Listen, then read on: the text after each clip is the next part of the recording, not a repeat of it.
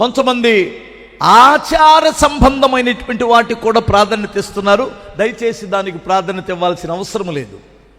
మీరు గమనించండి, ఆచారం ఈ టైంలో చేస్తేనే, ఈ టైంలో ఉంటేనే, ఇన్ని రోజులు ఉపవాసం ఉంటేనే, ఇంతకాలం ఉంటేనే, ఈ టైంలో 3 అడుగులు వేస్తేనే కార్యం జరిగిద్ది, 7 అడుగులు వేస్తేనే. ఇల్లు ఐగుప్తీయులలో పనిచేస్తుంది, లోకం వీరిలో పనిచేస్తుందండి. లోక ఆచారాలు వీరిలో పనిచేస్తున్నాయి. మీకు ఎంతమందికి అర్థమవుతుంది? హల్లెలూయా.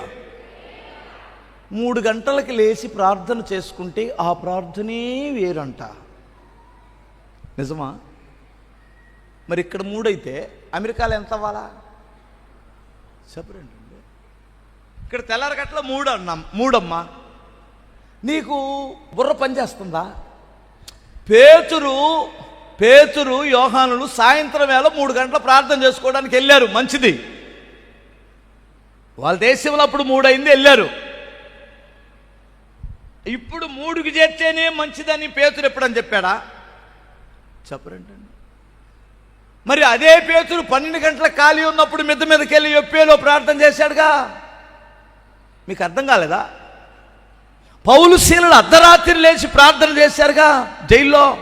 మరి అదేంటయ్యో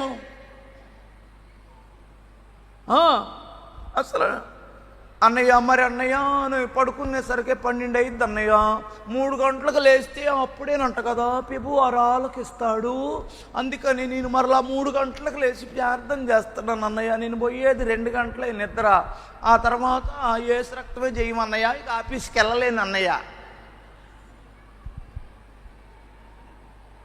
4 రోజులు పోయిన తర్వాత రోగం వచ్చింది అక్కయ్య. ఏమనుకో, మాకు సిద్ధాంతం కాదు, ఆచారం కాదు కావాల్సింది.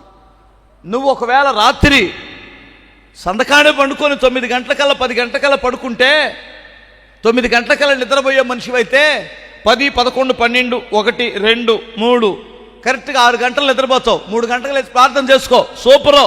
ఆ టైంలో ప్రశాంతంగా ఉంటుంది, దేవుడు నీ ప్రార్థన ఆలకిస్తాడనేది నిజమే ఎప్పుడు చేసినా. కానీ నువ్వు పడుకునేసరికి 12 అయితే 3 గంటలకు లేచి రేపు పొద్దున్న డ్యూటీకి ఎలా వెళ్తావు? మీకు అర్థమైందా? అప్పుడు నీకు మెలకు వచ్చేసరికి 5 అయింది. అప్పుడు ఆలకించడా? అమ్మాయి, నా మాటలు అర్థమవుతున్నాయా? ఎందుకు ఆ టైంలో ప్రార్థన చేయమన్నారంటే, అప్పుడు అందరూ నిద్రపోయే టైం కాబట్టి కాసేపు ప్రశాంతంగా నీ రూమ్లోకి వెళ్ళి ప్రార్థన చేసుకుంటావు. ఒకవేళ నీ ప్రార్థన దేవుడు వినాలి అంటే, అందరూ ఇంట కింద ఉన్నారు, నువ్వు డాబా ఎక్కి కాసేపు మోకరించి కాసేపు ఏడ్చి రారాదు. పేతురు డాబా ఎక్కి ప్రార్థన చేసుకోలేదా? అప్పుడు దర్శనం రాలేదా పేతురికి? వాక్యం చదువుతున్నారా?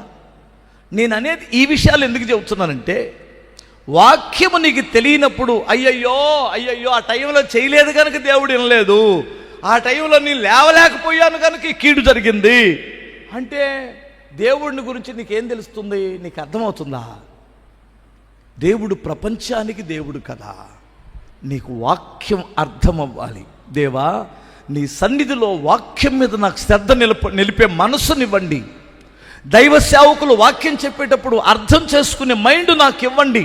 మంచి మనసుతో వాక్యముని విని దాన్ని అవలంబించుకునే జ్ఞానం ఇవ్వండి అని ప్రార్థన చేయి. దేవుడు నీకు ఆ వాక్య జ్ఞానాన్ని, ఆ ప్రత్యక్షతను ఇస్తాడు.